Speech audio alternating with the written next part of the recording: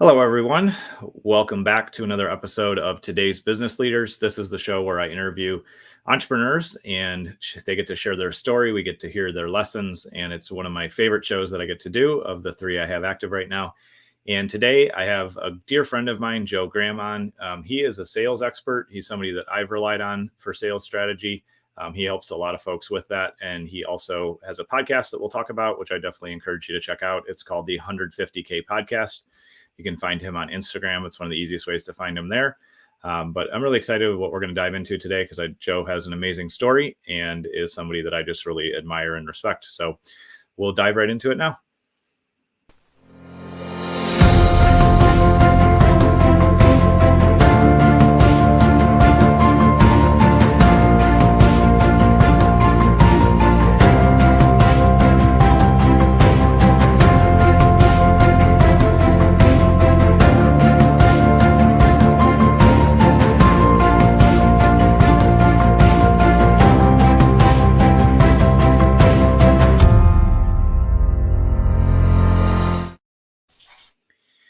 So welcome to the show, Joe. I'm glad to have you here.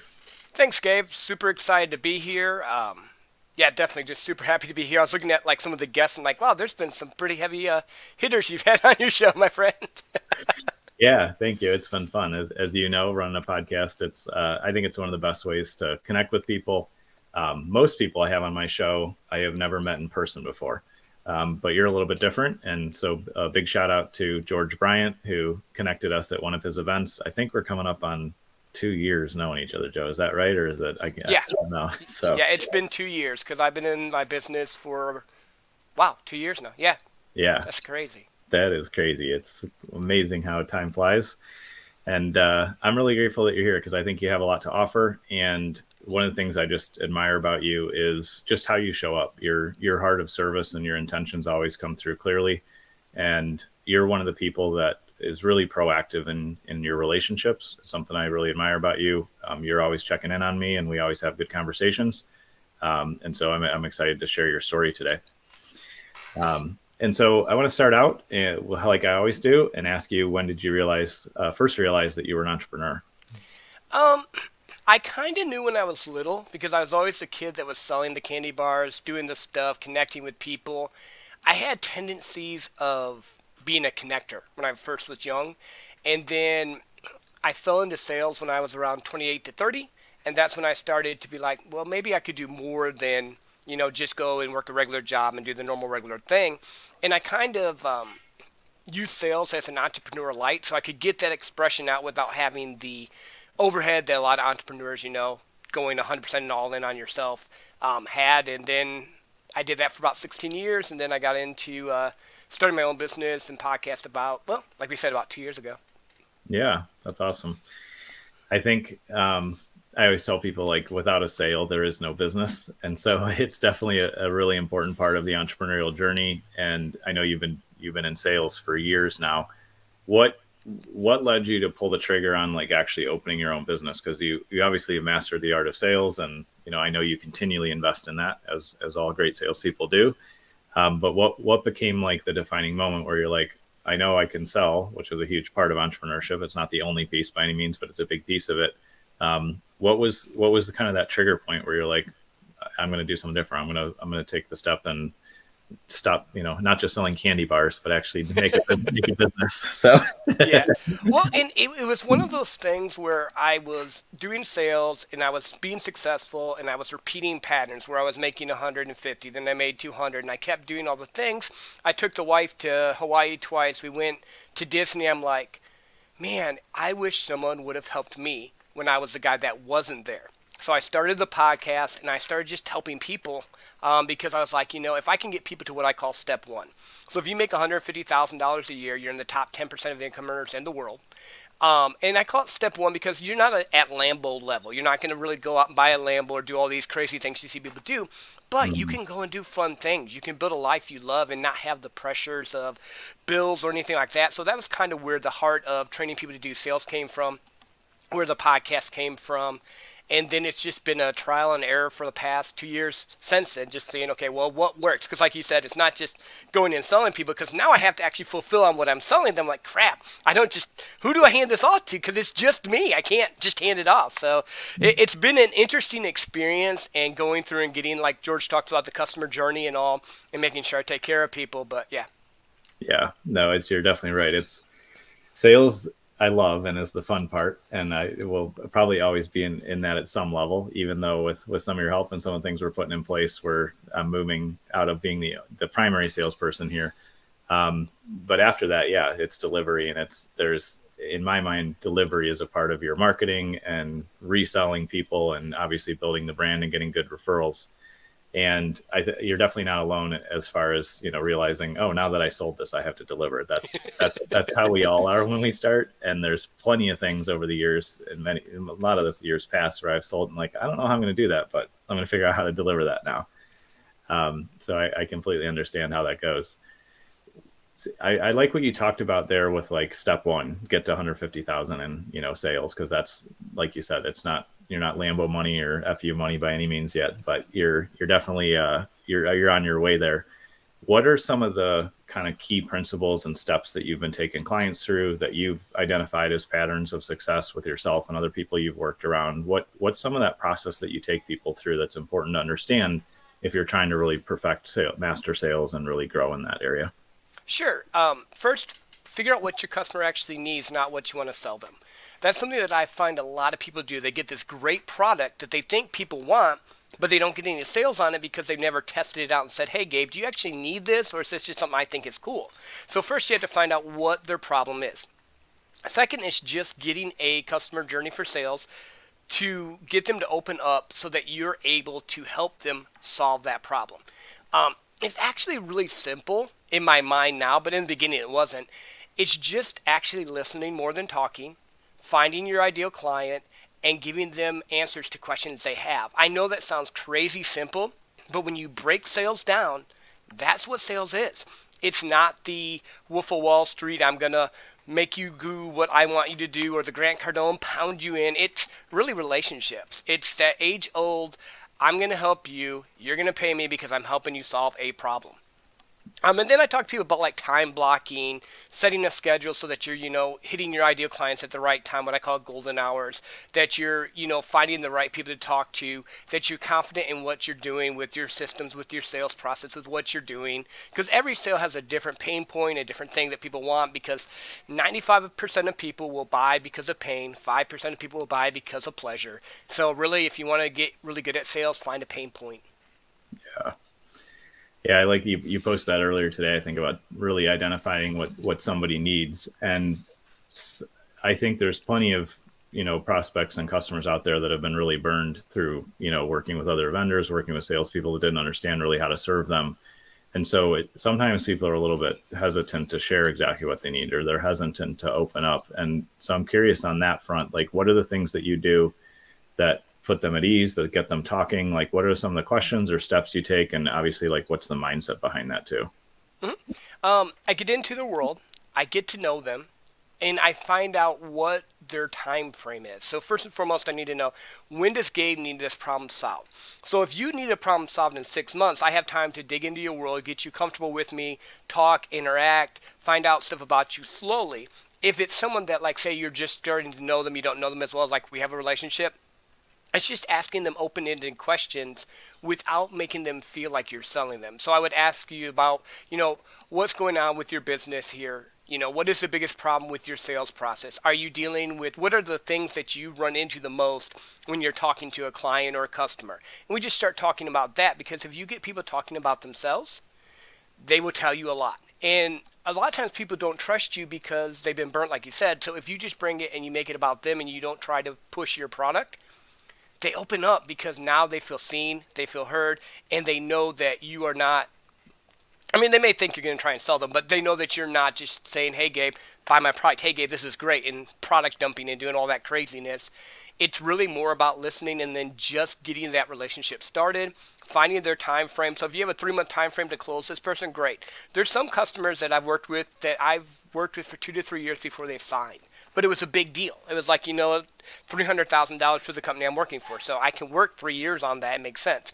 If you're selling like a $20 soap thing, cool. It might just be more of, hey, Gabe, do you want my soap? No? Cool, great. Next. Because it depends on the type of sale you're doing as well.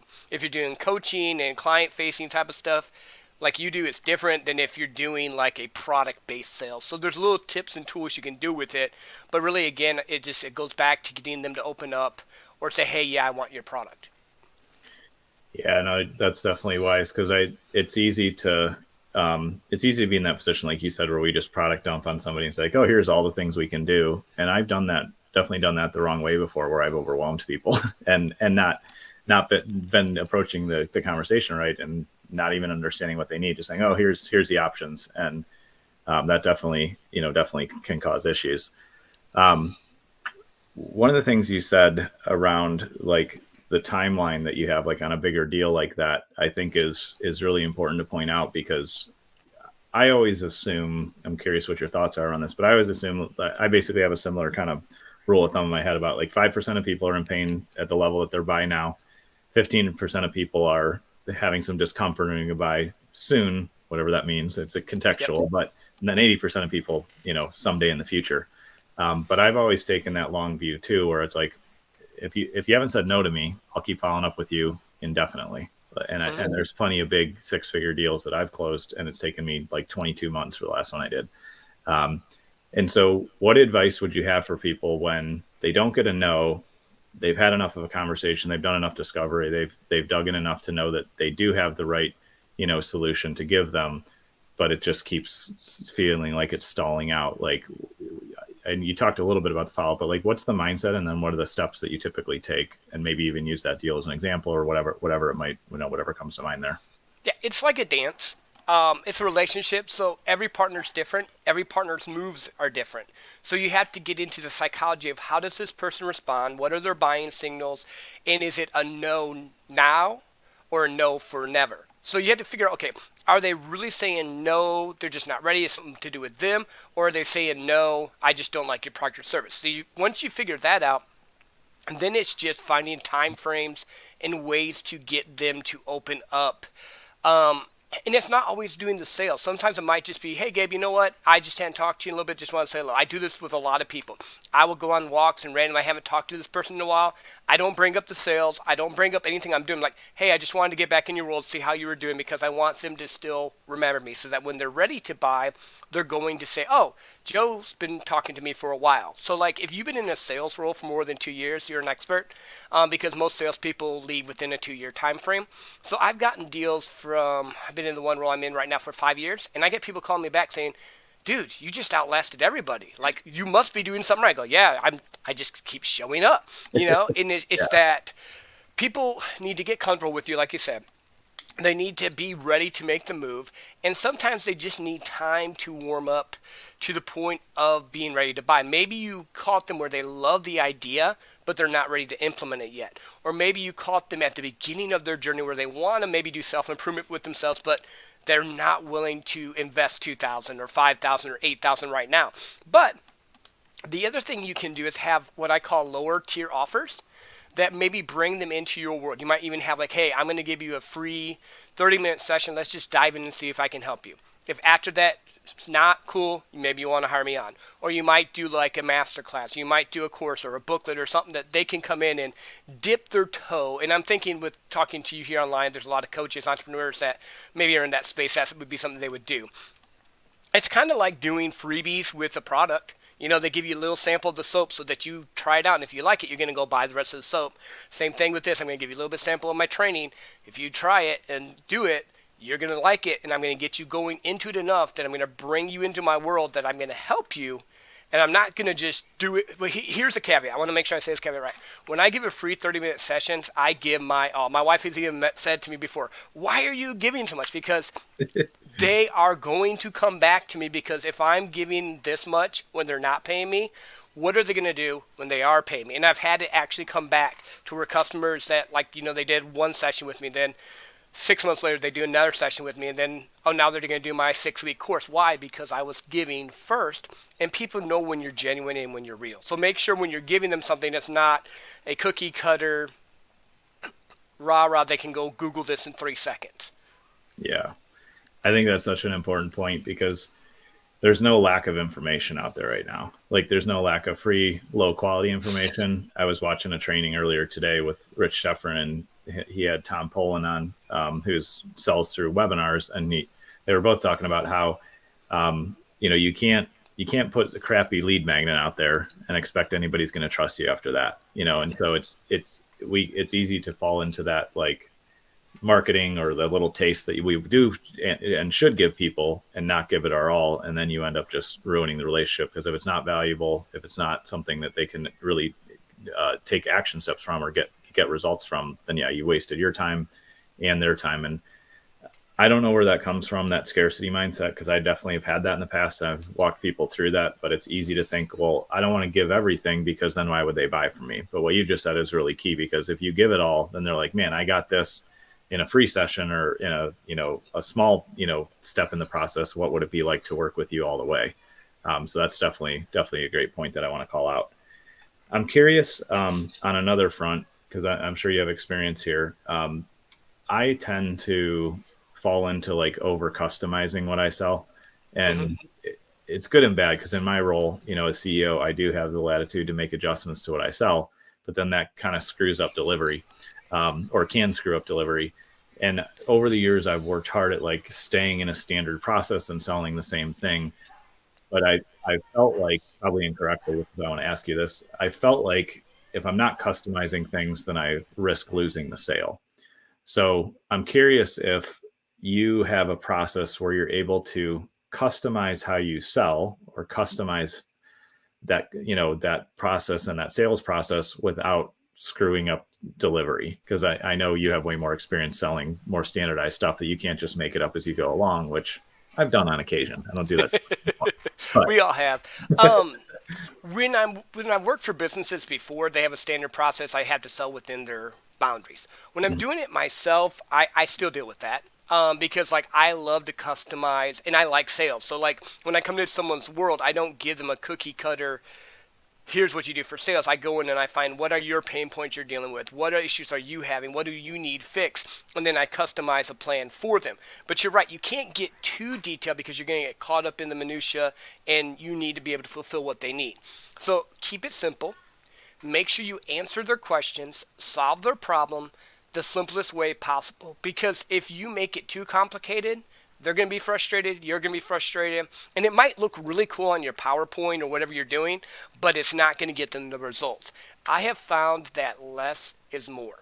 Like I've literally taken I give them one step at a time. Like literally, and it's really hard for me, because I'm like, I could give you 1, 2, 3, 4, 5, but I'm like, no, do this. And then the next day, great job. Do this. And I got this from George, because before I used to just pound them like, why don't you understand this? And in reality, just because it's simple to you or me, a process that we're doing, it doesn't mean it is to them. And we have to take them from that basic level and help them level up.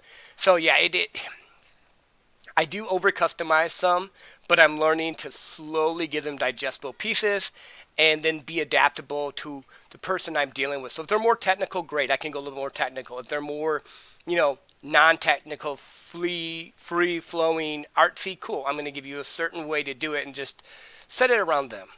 Yeah, I think that's such an important point that you just said there as well, is like, I still do this and I'm working on improving it, because it's easy just to dump too much on people in the sales process, in the delivery process, any part of that customer journey.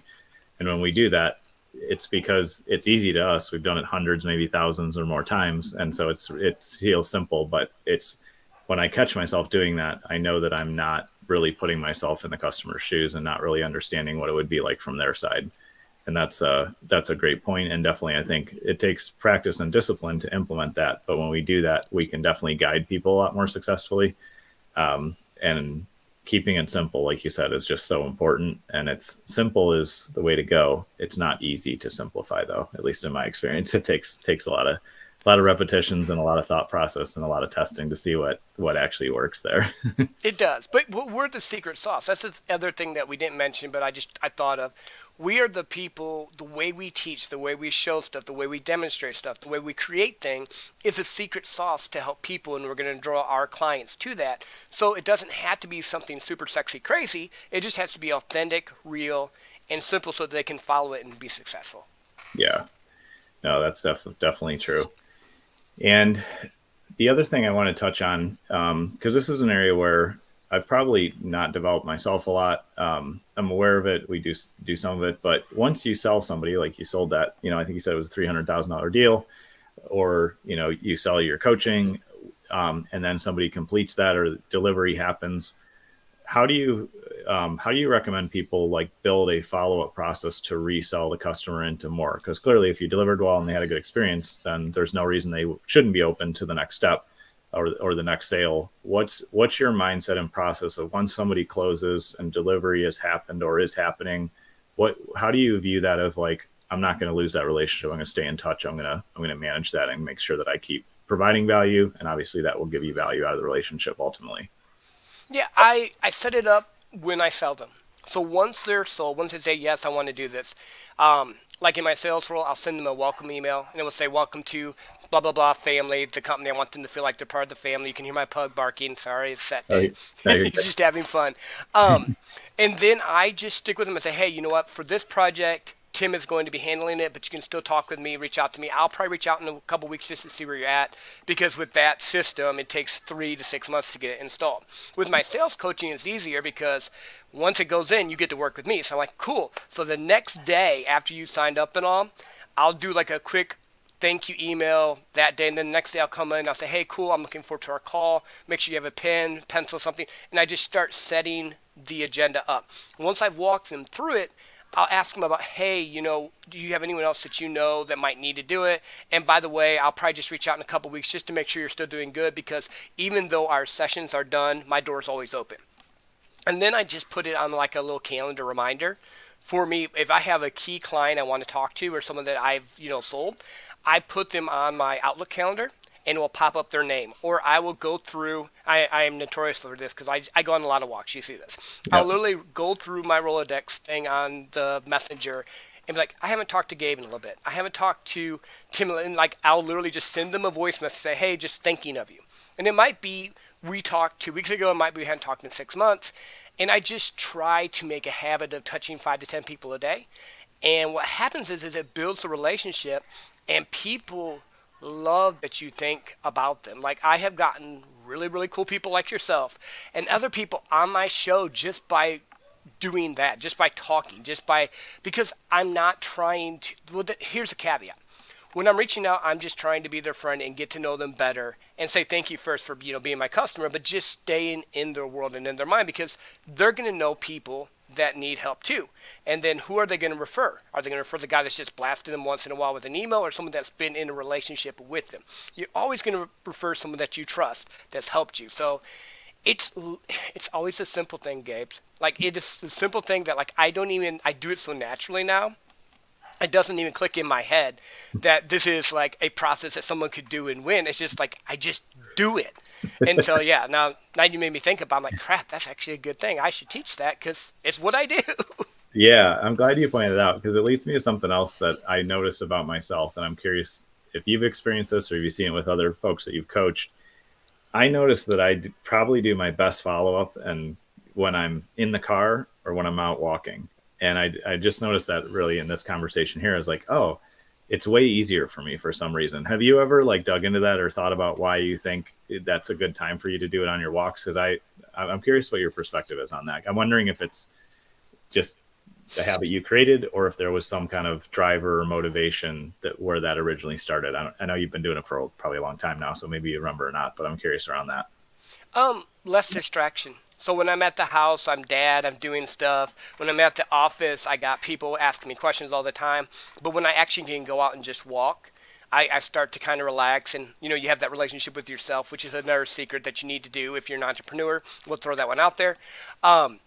And then I'm like, and I just start thinking like, I need to talk to this person. And because there's no one else distracting me, no one else pulling on me, I'm a lot more intentional and focused. Um, and then I do it in the car too, and that's where I do my reels too. Like my reels, 9 times out of 10 are on there's this little path, and people who ever follow my stuff are getting to these little trees, this little like swampy, grassy area. But like I go and sit there because it's between two neighborhoods when I walk, and it's just a nice little nature thing. Um, but yeah, and I think nature helps me personally. Like me Yeah. getting into nature calms me, gets me in momentum, gets me in more flow, and then walking. I've been told I don't know. I'm not like I don't have the understanding of why it works, but walking, meditating, talking works well for me to get going and reaching out to people and just, getting my best ideas. Yeah, I think you're definitely right. And I think for most people, getting out in nature just changes our perspective. There's so much that's, I mean, that's where we originated, right? We used to live out in nature and live in the forest and live Yep. where we did thousands of years ago. So there's probably a lot there that's stimulating and really positive and healing and helpful. And the other thing, just to kind of touch more on what we were talking about here, is I think when we change environments or when we set up a specific environment for a specific task, it's easier to dive into it. We create a mental trigger, we create that habit. And I know for somebody that is in multiple roles, and honestly, even if you are in sales, you have multiple roles. You have admin work you're going to have to do. Mm-hmm. You have, sales calls you're going to have to be on, which those are, of course, we want to be on.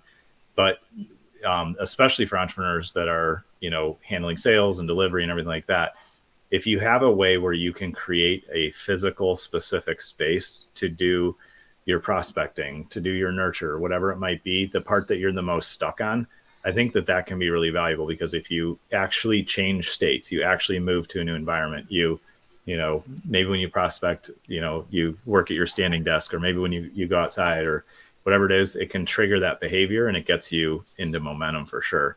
And I know for me, as I've thought about it, and I didn't really think about that you do the same thing. When I'm out driving or when I'm out walking, or like I'm in motion, I'm actually moving. And I think Mm-hmm. it's easier to take action when we're moving. Even when you're in the car, I mean, you're not actually running around or whatever, but you're moving.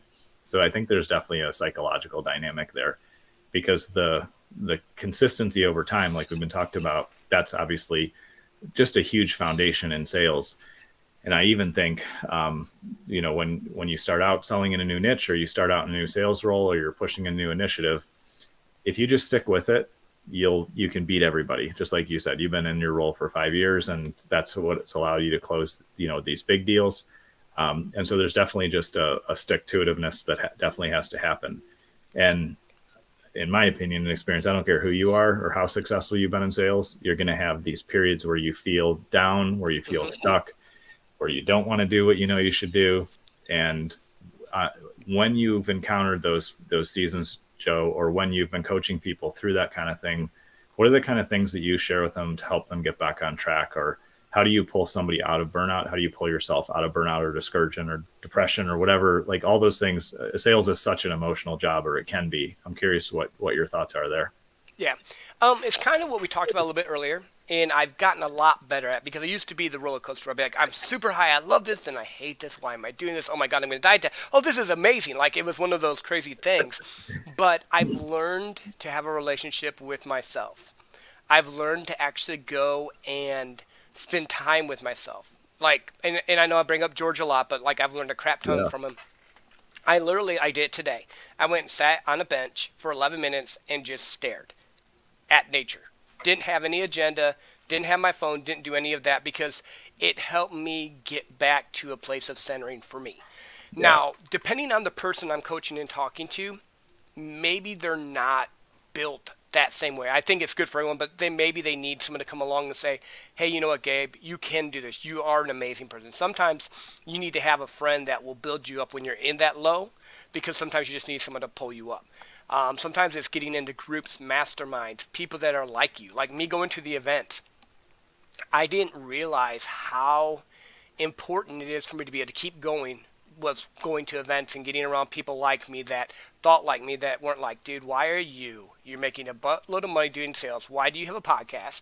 Why do you do sales coaching? Why do you do all this extra stuff when you don't have to? You make more money than a lot of people. But in my mind, it's not the money thing. If I want to go make more money, I could go and push my sales job more. Like literally, I can make more right now than I'm doing coaching. But I like doing the coaching. I like seeing people get that light bulb moment. And I think also finding out what is it that fills your bucket. Because when you're doing sales, when you're expending energy, when you're doing it, when you get tired and depressed and wore down, it's probably because your tank's empty. So if that's for you driving in your car, listening to music, great. If that's for you pumping weights, great. If that's for you watching a movie or zoning out on your phone, whatever it is that you need to do to fill that back up, get a coffee with a friend, find out what fuels you, because you can't just go. The grind, hit hard culture that is in sales and entrepreneurship is a short-term success for a big-time crash. Yeah, that's definitely the case. I'm glad you pointed out, because if we don't know what fills us up, then that means we need to do some more introspection and truly get to know ourselves. And even if we know it and ignore it, you're exactly right. If we push too hard, we will quickly burn ourselves out, and there's permanent damage from that. Like, it takes a long time to recover health-wise from those things. We can, damage relationships, family, all those things. And it's the people that win the most are the ones that are just consistent and steady, and they're not trying to, push into the red zone every day. They have a model and a system that they follow, and it's definitely, consistency over time that makes the biggest difference. And so I think you're definitely right on that front. So as we kind of transition here and wrap up in a minute, tell us a little bit about what people can expect if they check you out on Instagram. You can look up Joe Graham on Instagram, 150K podcast. You can connect with all his amazing content there. He shares great sales tips. It's things I actually follow and pay attention to as well. I don't follow a ton of people, but he always really gives practical advice. What kind of things do you share there, and what can people learn from you? Sure. So on Instagram, on my 150K podcast, of course, the podcast, I have a bunch of really cool guests like Gabe's been on, Matt Vincent, George Bryant, a bunch of really cool people there bringing different ways that you can be successful, break the 150K barrier. It doesn't just have to be sales. Maybe you're creative, maybe you're a designer, whatever that is. I bring in a bunch of different people. And then I just try to help people with my reels, with my post on mindset and sales. That's 9 times out of 10, you're going to see that. You're going to see some pug videos in my family as well, because I have pugs and I love my family. But besides that, like, I'll do little mindset posts a lot of times, or self-help, and then I do a lot of reels on basic sales stuff that you can do, stuff like that. And then pretty much, if people want to reach out and work with me, it's pretty easy to do. DM me. I can give you my information on it. I help businesses and I help individuals, so whatever you need there, I can help you that way too. Awesome. Well, I really appreciate you sharing your wisdom and your time today, Joe. It's awesome to have you on. And like I said, everybody can go check out the 150K podcast on Instagram. That's where you can follow what Joe's up to and see his shows and episodes. But thanks for being here today, Joe, and we'll definitely have you back soon. Thank you, Gabe. Appreciate you.